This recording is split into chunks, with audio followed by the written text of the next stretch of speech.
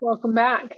In this video, we're going to show you how to merge two people together. When you find a duplicate, you can merge them together so you just have one record. And that is very critical. Every time you find a duplicate and merge it together, well, not every time, but many times you end up saving work that didn't need to be done from being done twice. So work being done more than it needs to be done. It's very time consuming to do temple work for one person. Where I'm at, where I live and my proximity to a temple right now, it is a 40-hour process to do one person's work all the way from start to finish. So that's a big deal. And when you find a duplicate and you merge those, you can save 40 hours of time.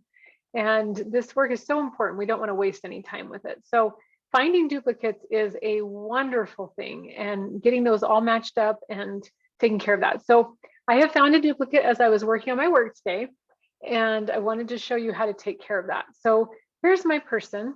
And as I was going through his records, I found that they had misspelled his name on a census record. And so there was two. There was another source that was linked to his family. And so we need to merge those together. So what you do is you pull up your person and you write down the record number of the person you're going to be merging. So I have my Kerry Brewer here, and I've got his record number written down. And the one that I'm going to merge him with is going by, and I'll just show you here on my other screen. His name is, they've got him down as Korea Brewer. And so what I would do is I'd pull up him, see his ID number is right there. He's the one I want to merge into my guy. So GS3YDHN. Now, the question you might be asking is, how do I know which one to keep and which one to merge, like basically delete? And that is a good question. The way that I usually handle that is the one that has the most information or the best information is the one that I will usually keep. And then the one that has the least amount of sources, least amount of information is the one that I will delete. So we are going to be deleting this one today.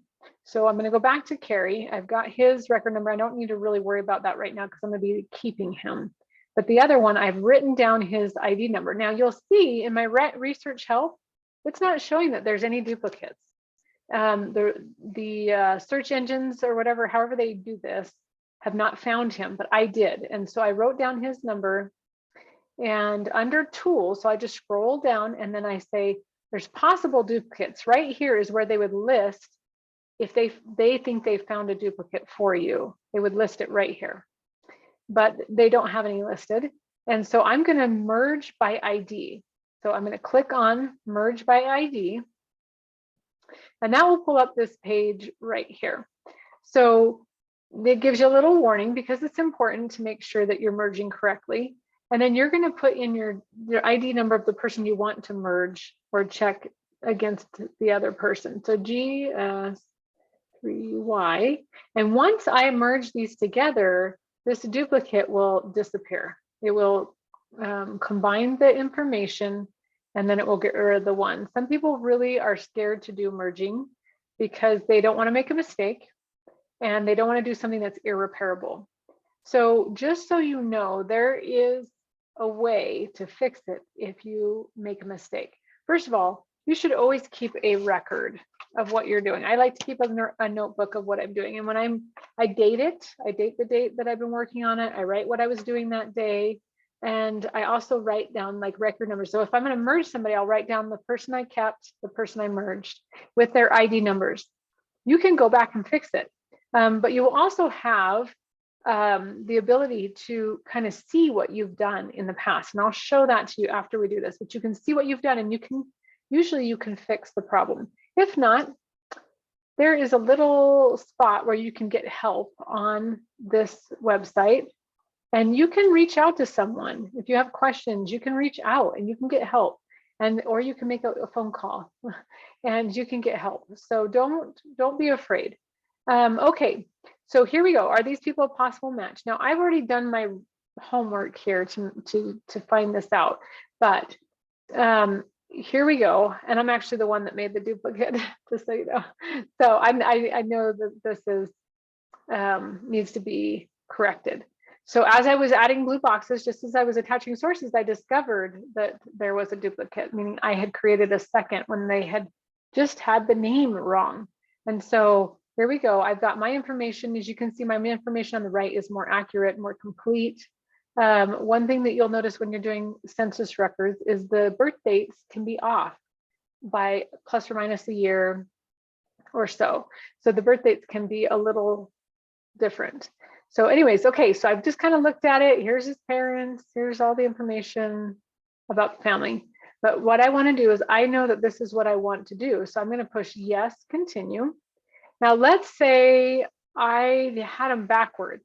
I want to see the surviving person's in green or kind of a light green, and the other one's in a light red or pinkish color that says possible duplicate. And I'm going to keep the surviving person. That's who will be kept. But if I don't like that, I can switch it. So you see this little button here, you would just click on that and it will switch who is going to get to be saved and who's going to be deleted. So you can, it'll give you one chance to, or not, it'll give you a little screen to show you, are you sure you want to do this? And then if you're right, go ahead and switch positions. I'm not going to because I want to keep it the way it is, but you can switch it. So go ahead and push continue. And now it's going to say, okay, what is your reason for merging this? And I'm going to put, there's a little, if you don't know what you want to say, they give you these suggested things that you can say. And all you have to do is click on them and it will add it to the box. It's super easy. They've made this so easy. So I'm going to put this one, all vital information relationships match, or actually, no, that's not the one I want. I'm going to do, let me change that.